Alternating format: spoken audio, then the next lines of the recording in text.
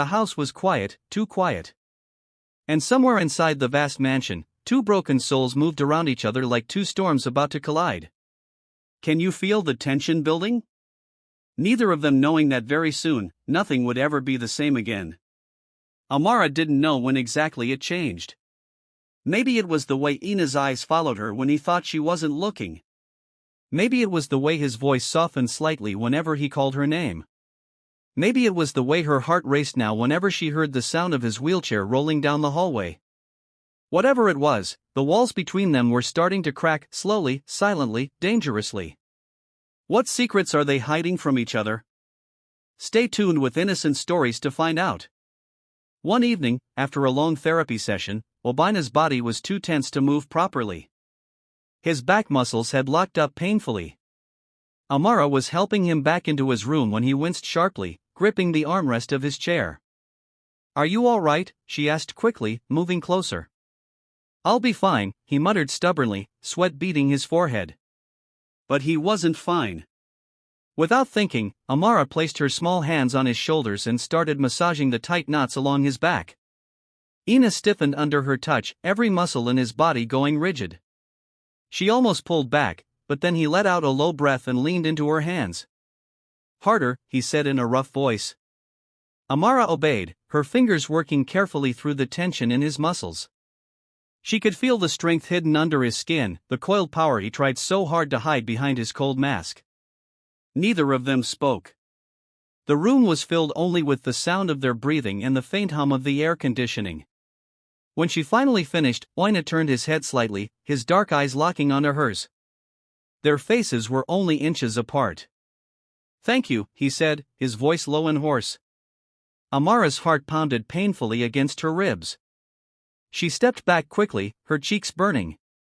"You're welcome, sir," she whispered, her voice shaking. He watched her for a long moment before wheeling himself away without another word. But that night, neither of them slept. The next day, Amara woke up to a message from Mama Ada.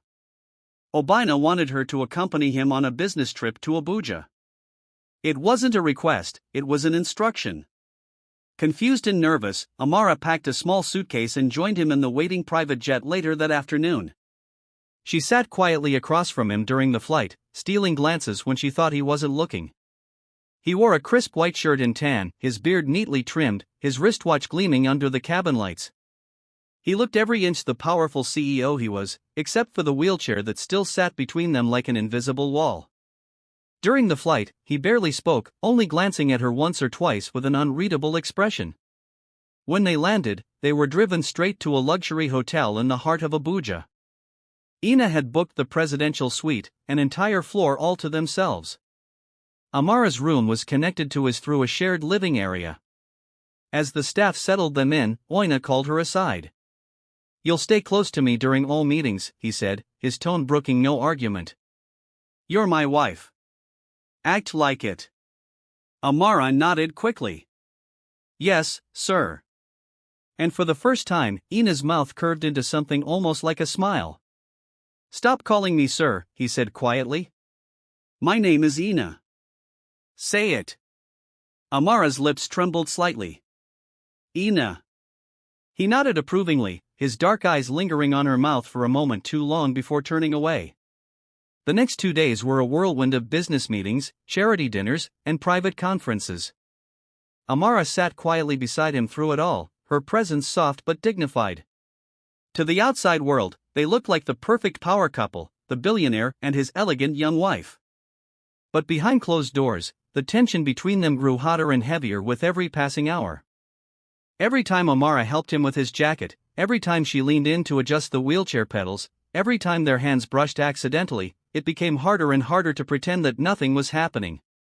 One night, after a long charity gala, they returned to the suite exhausted. Amara excused herself to her room, her heart racing wildly. She closed the door behind her and leaned against it, trying to steady her breathing. But before she could even move, there was a soft knock. She froze.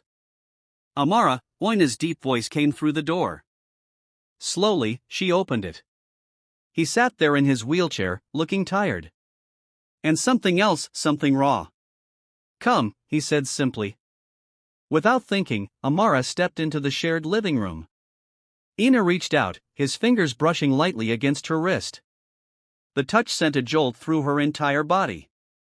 "I've been pretending," he said, his voice low and rough. "Pretending not to want you." Amara's breath caught in her throat. "Are you tired of pretending?" she whispered, her voice trembling. Ina's eyes darkened. "Yes." Before she could think, before she could move away, he pulled her down into his lap. Their mouths met in a fierce, desperate kiss. A kiss that stripped away all the careful distance they had built between them. Amara clutched at his shoulders, feeling the solid strength beneath his shirt. Obina's hands gripped her waist, pulling her closer, deepening the kiss until she thought she might shatter. When he finally broke the kiss, they were both breathing hard, their foreheads resting against each other. "I'm not as broken as they think," he whispered against her lips. "And tonight, I'll show you." And Amara, poor, abandoned, unwanted Amara, had no idea how ready she was to be claimed. Ina carried her. He didn't struggle. He didn't hesitate. With one powerful movement, he lifted Amara from his lap and carried her toward the massive bed in the suite's master bedroom. Amara clung to him, her heart pounding so loudly in her ears she could barely think. All she could feel was the heat of his body, the strength hidden beneath the image of weakness he had worn for so long. He laid her down gently on the bed, towering over her. For a long moment, he simply stared at her. Amara, breathing hard, lay frozen under his gaze.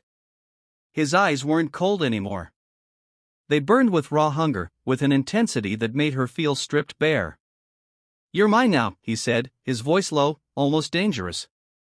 He bent down, capturing her mouth again in a kiss that was nothing like before. Rougher, deeper, claiming.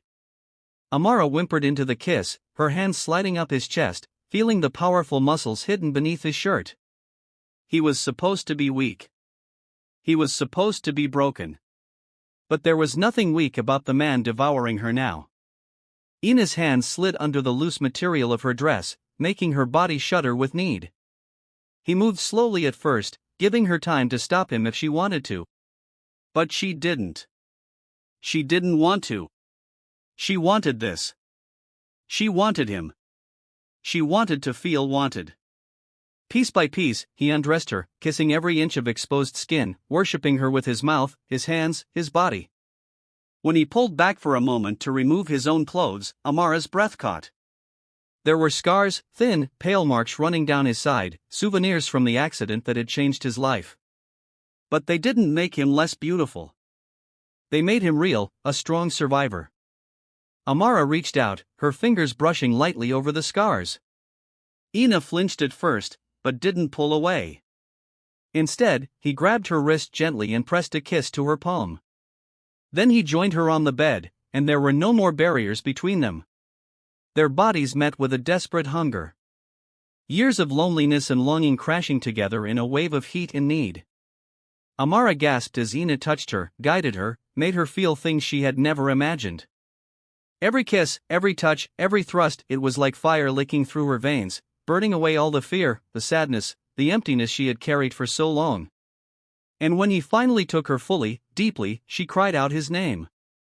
Her nails digging into his back, her body trembling under the overwhelming pleasure. He moved inside her with a strength and passion that left no doubt. Obanwosu was no cripple. He was a man in every sense of the word. Powerful, dominant, and completely, utterly hers. The night stretched on endlessly, filled with whispered names, shared gasps, and the creaking of the bed as they claimed each other over and over again. By the time they collapsed into each other's arms, exhausted and spent, the first light of dawn was creeping through the curtains. Ina held her close, his hand tracing lazy circles on her back. "You're not going anywhere," he murmured against her hair. Amara didn't answer. She couldn't. She was too overwhelmed, too dazed, too confused. Because as she lay there, tangled in his arms, one terrifying thought circled through her mind. How could a man who could make love so fiercely still be confined to a wheelchair? And deep down, another thought, one even more terrifying, began to creep in. Obanosu was hiding something, something big. And now she was tied to him, heart, body, and soul. Curious for more? Keep watching Innocent Stories. The next morning, Amara woke up tangled in the sheets, her body aching in places she never knew could ache. Ina was still beside her, one arm slung heavily across her waist, his breathing deep and steady. In the early light, he looked peaceful, younger, almost vulnerable.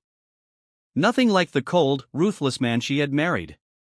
Amara lay still, staring at the ceiling, her mind racing. Everything that happened between them last night felt like a dream. A wild, breathtaking, dangerous dream. But reality crashed back quickly. Ina had moved with too much strength, too much ease, no struggling, no signs of limitation. He wasn't supposed to be able to move like that. He wasn't supposed to be able to. Amara bit her lip hard, trying to silence the spiral of thoughts inside her head. She carefully shifted out of his hold, slipping out of bed without waking him. She needed air. She needed answers. She wrapped a robe around herself and padded barefoot into the living room. Her mind raced. Had he lied about everything? Was the wheelchair just a prop? If so, why? And what did it mean for her? She walked to the large windows, staring out over the Abuja skyline, hugging herself tightly. Behind her, she heard the soft roll of wheels. She turned sharply. Obina sat there, fully awake now, his sharp eyes watching her closely. Running away already? He asked in a rough voice. Amara swallowed hard, her heart thudding painfully. I need to understand, she said quietly. Ina's mouth tightened. He wheeled closer, stopping just a few feet away from her. You want the truth? He asked. Yes, she whispered. He stared at her for a long moment, the muscles in his jaw clenching. Then he sighed heavily and leaned back in his chair. I was crippled, he said. After the accident, I lost full use of my legs for months. Amara listened, her chest tight. But I wasn't patient, he continued. I threw money at the best surgeons, the best therapists. I forced myself through brutal recovery programs. I trained until I could stand, walk, even run if I wanted to. Her eyes widened. You can walk. Not perfectly, he said. Some days are harder than others, but I can. Amara's mind reeled. Then why? She swallowed hard. Why the wheelchair? Obina's eyes darkened. Because I needed to know, he said quietly. Who would stay? Who would still want me when I had nothing to offer but broken pieces? Amara's hands trembled at her sides. You were testing me, she said, her voice hollow. Ina didn't deny it. My ex-fiancé left me the day the doctor said I might never walk again, he said bitterly. She didn't even hesitate. She packed her things and moved on like I was a burden she was finally free from. Amara closed her eyes briefly. Obina wheeled closer until he was directly in front of her. When your father begged me for help, he said, I agreed, but I asked for marriage because I wanted to see if someone, anyone, could love me without expecting the man I used to be. Amara opened her eyes, tears swimming in them. And did you find what you were looking for? She whispered. Ina reached out, taking her shaking hand in his. I didn't expect to find you, he said. A girl with nothing, no greed, no expectations, only kindness, loyalty. He squeezed her hand tightly. You make me want to be a better man, Amara, he said roughly. Not for pity, not for show. But because you deserve more. Tears slipped down her cheeks. But you lied to me, she said brokenly. You trapped me into this marriage under false pretenses. Ina's face twisted with guilt. I know, he said. And if you want to leave, I won't stop you. He wheeled back, giving her space. Amara stared at him, her heart breaking all over again. She had been betrayed too many times in her life. Her father, Gozi, the world, and now Ina, the one man who had made her feel seen, wanted, had deceived her, too. But somewhere deep inside her chest, a tiny voice whispered, he chose you. He could have had anyone, and he chose you. Amara wiped her tears angrily. No, she said finally, her voice shaking but strong. I'm not leaving. Ina's head snapped up, shock flashing across his face. I don't know what this is yet, she continued, her voice wobbling. But I'm tired of running. I want something that's mine. Even if it's messy, even if it's broken. She walked over to him and cupped his face in her small hands. You're not broken, Ina, she said fiercely. You're alive. You're fighting. That's more than most people ever do. Ina closed his eyes, leaning into her touch, like a man starved for affection. When he opened them again, they were filled with something raw and desperate and breathtakingly beautiful. Love. Real love, without barriers, without pretenses, without masks. He grabbed her waist and pulled her down into his lap, kissing her with everything he had, everything he was. And this time, when Amara kissed him back, it wasn't out of obligation or confusion. It was a choice. Her choice to stay, to fight, to love. Returning to Lagos felt different this time. Amara sat quietly beside Ina in the backseat of his sleek black SUV, her hand resting lightly over his. There was no fear in her chest now, only a quiet, steely strength that she never knew she had. She wasn't the same girl who had been thrown away like a burden by her family. She was Amara Wosu now, and she wasn't going to let anyone forget it. News traveled fast. Within days, whispers began to spread through the business world. Oban Wosu had made a full recovery. He could walk again. He had reclaimed full control of his empire, and he was stronger than ever. The news hit the Okafor family like a bomb. Ngozi's phone calls to Amara started immediately, first pretending to check on her well-being, then quickly turning desperate when Amara refused to pick up. Chidinma blasted messages all over social media, pretending she had always supported her dear sister's marriage. Even ACHA sent a carefully worded letter full of fake fatherly concern and veiled apologies. Amara read it once and threw it in the trash without a second thought. She owed them nothing. They had sold her to save themselves, and now they would watch her rise. It was Ina's idea to host the grand reopening ceremony of his latest hotel project, New Towers, and to personally invite the Okafor family. Amara was hesitant at first, but when she saw the cold gleam in Ina's eyes, she understood. This wasn't just a celebration. It was war, and he was letting her lead the charge. On the day of the event, Amara stood before the full-length mirror in their bedroom, adjusting the stunning red dress she wore, a fitted gown made of silk that hugged every curve of her body and left no doubt about her place beside Ina. She looked powerful, like a queen. Ina entered the room, dressed in an expensive tailored black suit that made him look devastatingly handsome and dangerous. He walked toward her, no wheelchair in sight, and wrapped his arms around her waist from behind. "You're going to take their breath away," he murmured against her ear. Amara smiled faintly. "Good," she whispered. The event was grand. Top businessmen, politicians, celebrities, everyone was there, clamoring for a chance to shake Ina's hand, to curry favor with the man who had defied all odds. When Amara stepped into the grand ballroom on Ina's arm, a hush fell over the room. Every head turned, every mouth fell slightly open. And standing near the back of the room, looking out of place and uncomfortable, were Emma, Ngozi, and Chidinma.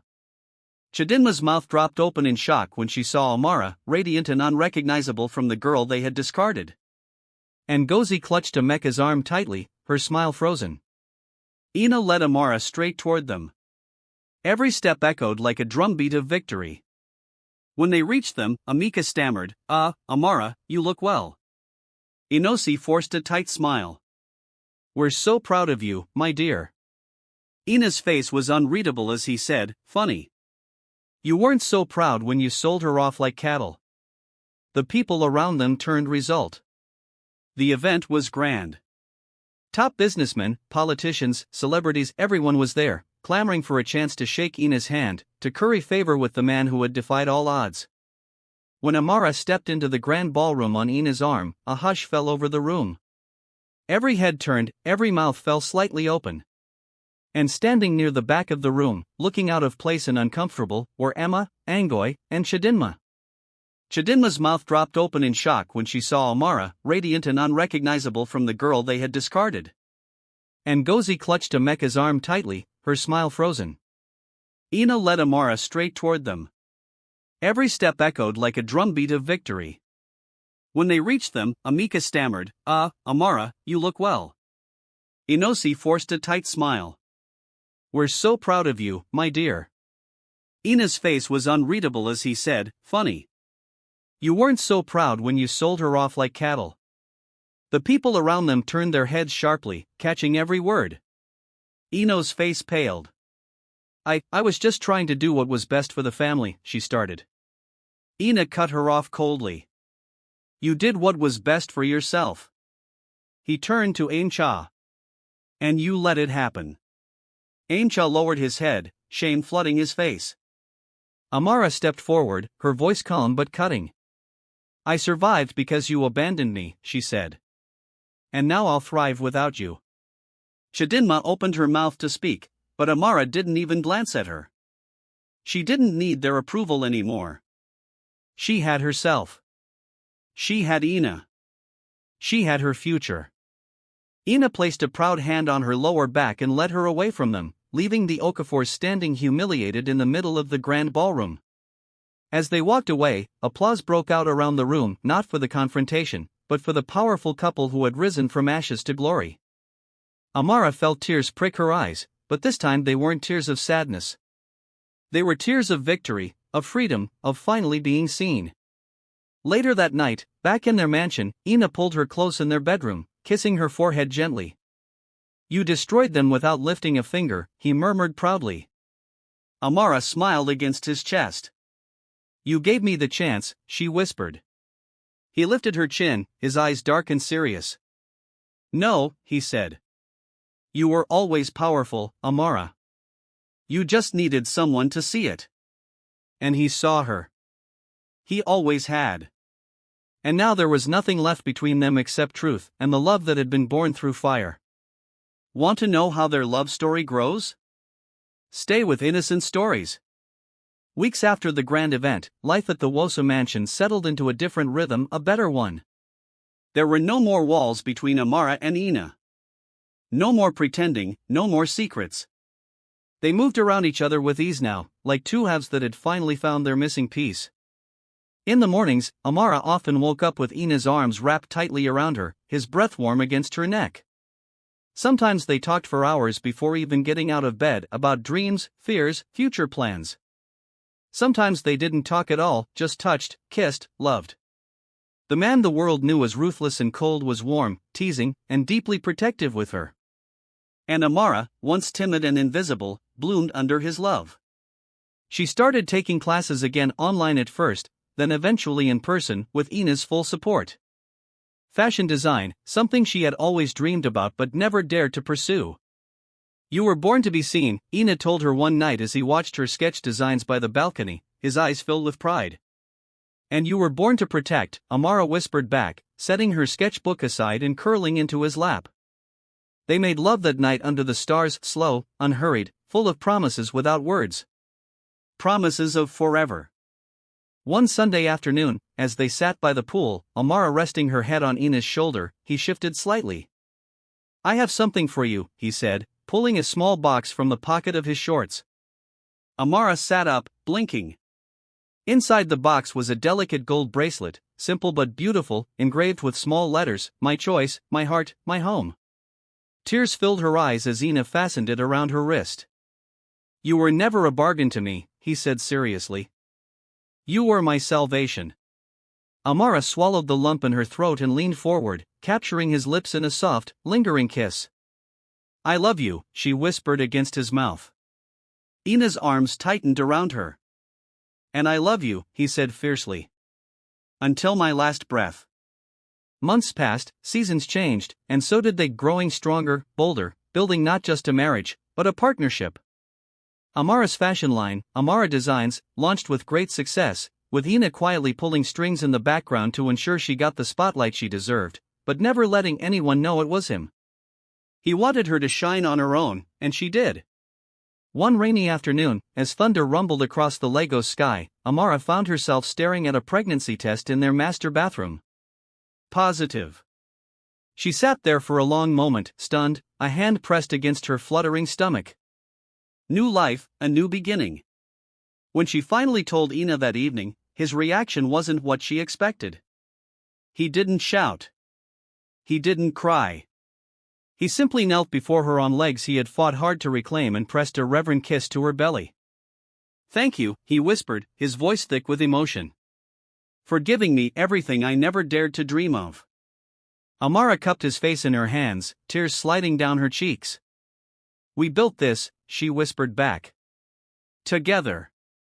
And they had two broken people who had found each other in the wreckage of life, who had loved each other into healing. There were no masks between them now. Only truth, only love, only forever. Amara reconciled with her family. She forgave them despite their cruelty towards her all these years. She told herself it was what her mother would have wanted. So, she forgave them. She helped her father's business get back on track. And that was it. That was all she owed to them for raising her. That was what her heart told her to do. Even if her father had watched her suffer all these years, she still loved him. She still yearned for his love and comfort. And she still hoped that one day, maybe just one day, they all could sit together as one big happy family. But not today, not tomorrow either. Thank you for watching Innocent Stories.